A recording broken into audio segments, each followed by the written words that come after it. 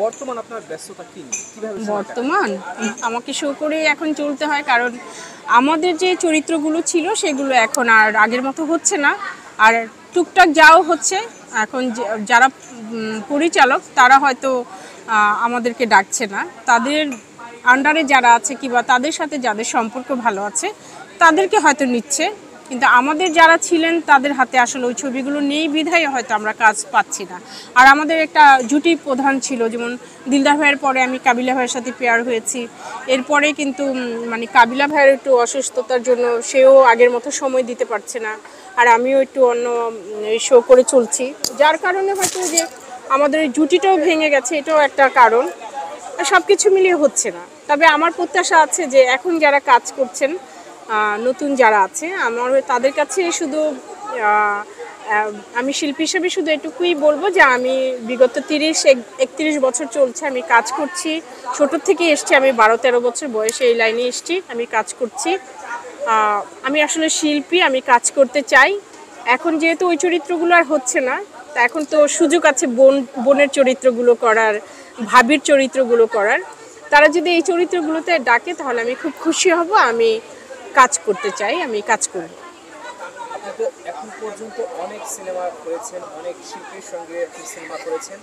যদি আপনাকে বেছে নিতে বলা হয় যে আপনার এর মধ্যে প্রিয় নায়ক, প্রিয় নায়িকা, না, এগুলো আসলে এটা আমি নাসরিন যদি বলি না, এটা খারাপ লাগবে। আমার কাছে সবাই প্রিয়, যারা কাজ করছে এখন সবাই, সাকিব ভাই থেকে শুরু করে সাইমন কাজ করছে, অনেকে কাজ করছে, আরিফিন, শুভ, ওদেরকে আমার ভালোই লাগে, ওরা ভালো কাজ করছে। একটা স্মৃতি শুনতে চাই আপনার কাছে। শান্ত কেন মাস্তান ছবির সময় আমি তার বোন করেছিলাম, তখন ফার্স্ট ওনার বোন করি আমি, তখন আমি খুব ভয় পাচ্ছিলাম। তখন সে বলল যে ভয়ের কি আছে, ভাইয়া আছি না। তখন ও 2-3 দিন কাজ করে আর আমার ভিতরে এই ভয়টা ছিল না, মানে মনে হয়েছে যে সে আমার আপন ভাই। তো তারপরে থেকে সে বলতো যে তুই আমার বোন, আর কোনো ছবিতে যদি অভিনয় থাকে, বোনের চরিত্র থাকে, তাহলে তুই আমার বোনটা করবি। আমি কি সত্যি বলছেন ভাইয়া? বলে হ্যাঁ, তোর অভিনয় দেখে আমার ভালো লেগেছে, মনে হয়েছে যে সত্যি সত্যি তুই কান্না করছিস, সত্যি সত্যি তুই অভিনয় করছিস, মানে অভিনয় করছিস না, ন্যাচারাল করছিস। তো এই কথাগুলো আসলে অনেক মনে পড়ে, আর মান্না ভাইয়ের কথা বললে অনেক মানে বলা যায়। শেষ স্মৃতিটা কি ছিল ওনার সাথে?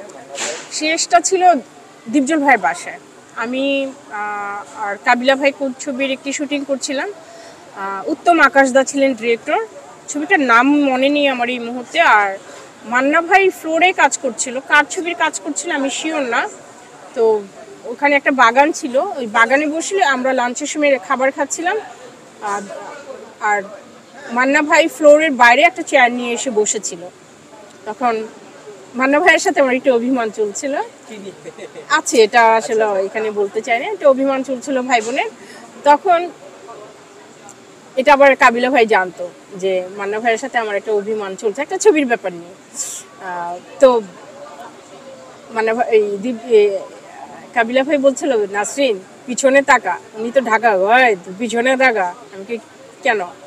তাকা দেখ না মান্না তোর দিকে কেমন করে চেয়ারেছে, এইভাবে আমি এরকম করে তাকায় দেখছি কিসের দুষ্টুমি করেছে, কাবিলা ভাই দুষ্টুমি করেছে। আসলে মান্না ভাই এরকম করে তাকিয়ে আছে মানে আমার দিকে, মানে আমি তাকানোর পরে মনে হলো যে তার চোখ দুটো বলছিল যে বোন তুই আমাকে, মানে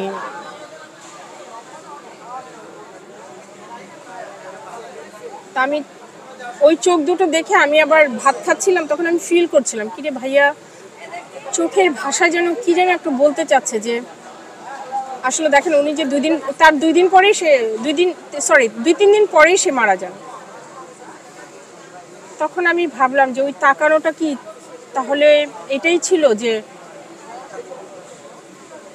বোন আমি থাকবো না, কিবা সরি কিবা এরকম কিছু একটা তার ওই চোখে মুখে আমি দেখেছিলাম। এটাই লাস্ট স্মৃতি। এরপর কি আর মনে করেন যে আপনাদের ওই অভিমানটা আর যায়নি, অভিমানটা আর থেকেই না, অভিমানটা আহামরি কিছু না, একটা ছবির ব্যাপারে একটা অভিমান, আর কিছু না। হয় না যে ছোটখাটো ওরকম কিছু ছিল না। মানে আমি তো একটু অভিমানী, বড় ভাইয়ের প্রতি একটু থাকে না, বড় ছোট বোনরা একটু যে একটা একটা বিষয় নিয়ে হুট করে ইয়ে হয়ে যায়। আর আমি এমনিতে অভিমানী ছিলাম, আমি প্রচণ্ড অভিমানী আর প্রচণ্ড ইমোশনাল, এটা ইন্ডাস্ট্রির সবাই জানে। যে সালমান শাহকে বর্তমান প্রজন্ম অনেক বেশি মিস করে, বর্তমান প্রজন্মের মধ্যেও অনেক বেশি জনপ্রিয়। সালমান শাহ ভাইকে আপনি কেমন দেখেছেন এবং ওনার সাথে কোন স্মৃতিগুলো আছে যে জিনিসগুলো এখনো আপনাকে খুব বেশি আবেগ আপ্লুত করে? মানে দুইটা মানুষের কথা আপনি এইভাবে বলছেন, এখন আসলে আমি মানে আর বলতে পারবো না, মানে অনেক বেশি খারাপ লাগছে। আমি আরেকদিন বলেন ভাইয়ের কথা। সালমান শাহ ভাই, দেখেন আমি যে জায়গাটায় বসে আছি সেখানেও অনেক কাজ করা হয়েছে। এখানে লাস্ট একটি গান ছিল যে বিদ্যালয় মোদের বিদ্যালয়, এই মাঠেই গানটি হয়েছিল। আর আমার এই ডান পাশে আম গাছ, আম গাছের নিচেই ভাইয়া আমাকে গাড়িতে বসিয়েছিল কুলি করে এনে। সবাই তখন সকালবেলা চা খাচ্ছিল এই ক্যান্টিনের সামনে দাঁড়িয়ে, আমি লজ্জায় দৌড় দিয়েছিলাম। ভাই আমাকে বোন ডাকতো। আমি মনে করতাম চলচ্চিত্রে আসার পরে মনে করতাম যে সালমান ভাই আমার ভাই, কারণ হচ্ছে তার বিহেভ আচরণটা আমার সাথে এমনই করতো, আমাকে মোটি বলে ডাকতো। তো ভাইয়ার এই আচরণই মনে হতো যে মনে হয় আমার মার পেটের ভাই সে। আর আজকে যদি ভাইয়া বেঁচে থাকতো তাহলে হয়তো আপনাদেরকে বলতে হতো না আমার এইভাবে সাক্ষাৎকার দিয়ে, এটা আপনারা এমনিই জেনে যেতেন। অল্প সময়ের জন্য এই মানুষটি ছিল পৃথিবীতে, অল্প সময় কাজ করেছে, যার জন্য আমাদের এই অল্প বিষয়গুলোকে এইভাবে ব্যাখ্যা দিয়ে বলতে হয়। কিন্তু এখনও যদি ভাইয়া থাকতো তাহলে এই কথাগুলো আবার ইন্টারভিউ দিতে হতো না, আপনারা সবাই জানতেন। ভাইয়ার সাথে অনেক স্মৃতি, এই ক্যান্টিনে অনেক স্মৃতি, এই মাঠে অনেক স্মৃতি, আমার পিছনে যে সিঁড়িটা দেখছেন এখানে ভাইয়ার সাথে কাজ করা অনেক স্মৃতি। এগুলো বলে আসলে বোঝানো যাবে না আসলে। আপনি ইমোশনাল হয়ে গেছেন। হ্যাঁ, আপু, এই শিল্পী সমিতির নির্বাচন কি এমন আছে যেটাই মনে করেন সবাই এত সিরিয়াস হয়ে যায়, মানে সাধারণ সম্পাদক, সভাপতি, এই শিল্পী সমিতির এই সভাপতি এবং সম্পাদক পদ কি এমন আছে? আমি কি আছে না আছে আমি সেটা বলতে চাই না, আসলেই কিছু নেই এখানে, আসলে কিছু নেই এখানে। একটু সম্মানের জন্যই আসে, সম্মানের জন্যই বসে, আর সেবা করার জন্যই সবাই বসে, সেবার কাজটাই করতে চায়, আমরা সেটাই জানি।